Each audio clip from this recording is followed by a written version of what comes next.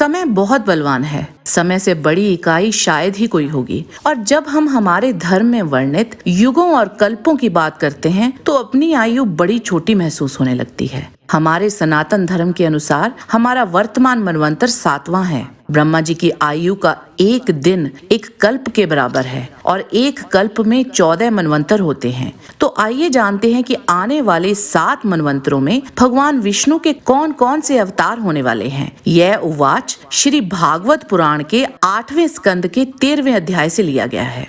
आप सबको हमारा नमस्कार। आपके अपने चैनल ओम गणपति में आपका स्वागत है। अगर आपने अभी तक हमारे चैनल को सब्सक्राइब नहीं किया है तो जल्दी से कर लें और बेल आइकन दबा दें ताकि हमारे हर वीडियो की जानकारी आपको सबसे पहले मिले। श्री शुकदेव जी राजा परीक्षित से 8वें मनवंतर का वर्णन करते हुए कहते हैं कि 8वें मनवंतर में सावर्णी मनु होंगे। उस समय के देवताओं के नाम सुतपा, विरजा और अमृतप्रभ होंगे और इन देवताओं के इंद्र विरोचन के पुत्र बलि होंगे। ये वही बलि हैं जिन्होंने भगवान के वामन अवतार को सारी त्रिलोकी ही दान में दे दी थी। आगे चलकर यही इंद्र पद का पालन करेंगे और फिर इंद्र पद का भी परित्याग करके परम सिद्धि को प्राप्त करेंगे।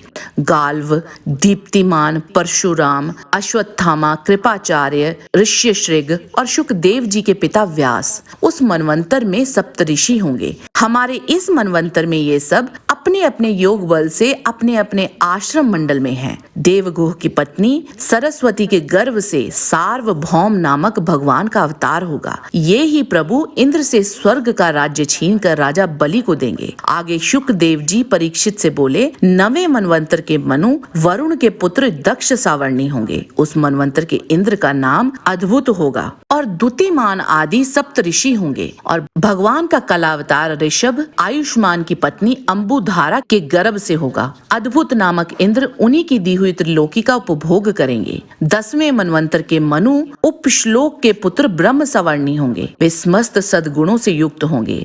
हविष्मान, सुकृति, सत्य, जय, मूर्ति आदि उस समय सप्तऋषि होंगे। उस मनवंतर के इंद्र शंभु होंगे। विश्वसृज की पत्नी विशुचि के गर्भ से भगवान विश्वसेन के रूप में अंशावतार ग्रहण करेंगे और शंभु नाम के इंद्र के मित्र होंगे। 11वें मनवंतर के मनु अत्यंत संयमी होंगे और उनका नाम धर्म सावर्णी होगा। अरुणादि सप्तऋषि होंगे। उस मनवंतर के इंद्र का नाम वैधृत होगा। भगवान धर्म सेतु के रूप में अंशावतार लेंगे। पिता का नाम आर्यक और माँ वैधृता होंगी और भगवान त्रिलोकी की रक्षा करेंगे। शुकदेव जी परीक्षित को बताते हैं कि 12वें मनवंतर के मनु रुद्र सावर्णी होंगे और उस मनवंतर के इंद्र ऋतधामा होंगे। तपोमूर्ति, तपस्वी, आग्रधिक आदि सप्तऋषि होंगे। सत्यसहा की पत्नी सूनृता के गर्भ से स्वधाम के रूप में भगवान का अंशावतार होगा और उसी रूप में भगवान उस मनवंतर का पालन करेंगे। 13वें मनवंतर के मनु परम जितेंद्रिय देव सावर्णी होंगे तथा इंद्र का नाम दिवसपति होगा। उस समय निर्मोग और तत्वदर्श आदि सप्तऋषि होंगे। देवहोत्र की पत्नी बृहति के गर्भ से योगेश्वर के रूप में भगवान का अंशावतार होगा और उसी रूप में भगवान दिवसपति को इंद्र पद देंगे। श्री शुकदेव जी कहते हैं कि महाराज परीक्षित 14वें और आखिरी मनवंतर के मनु इंद्र सावर्णी होंगे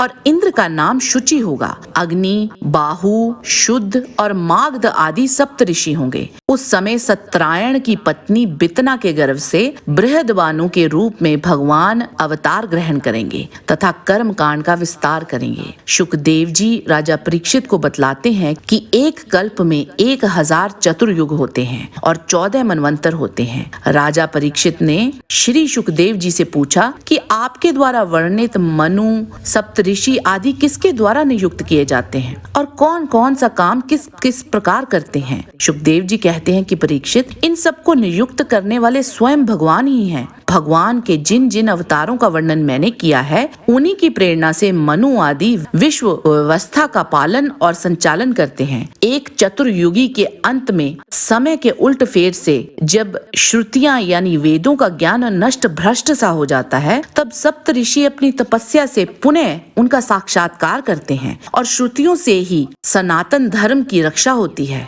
राजन भगवान की प्रेरणा से अपने अपने मनवंतर में सब के सब मनु पृथ्वी पर चारों चरण से परिपूर्ण धर्म का अनुष्ठान करवाते हैं। यज्ञ, महायज्ञ आदि कर्मों में जिन जिन ऋषि, पितृ, भूत और मनुष्य आदि का संबंध है, उनके साथ उस मनवंतर में देवता यज्ञ का भाग स्वीकार करते हैं। इंद्र भगवान की दी हुई त्रिलोकी की अतुल संपत्ति का उपभोग और प्रजा का पालन करते हैं। संसार में यथेष्ट वर्षा का अधिकार भी उन्हीं का है। भगवान युग युग में सनक आदि सिद्धों का रूप धारण करके ज्ञान का, ऋषियों का रूप धारण करके कर्म का और दत्तात्रेय आदि योगेश्वरों के रूप में योग का उपदेश करते हैं। वे मरीचि आदि प्रजापतियों के रूप में सृष्टि का विस्तार करते हैं। सम्राट के रूप में लुटेरों का वध करते हैं और शीत, उष्ण आदि विभिन्न गुणों को धारण करके काल रूप में सबको संहार की ओर ले जाते हैं। नाम और रूप की माया से प्राणियों की बुद्धि विमूढ़ सी हो रही है, इसीलिए वे अनेक प्रकार के दर्शन शास्त्रों द्वारा महिमा तो भगवान की ही गाते हैं, परंतु उनके वास्तविक स्वरूप को नहीं जान पाते।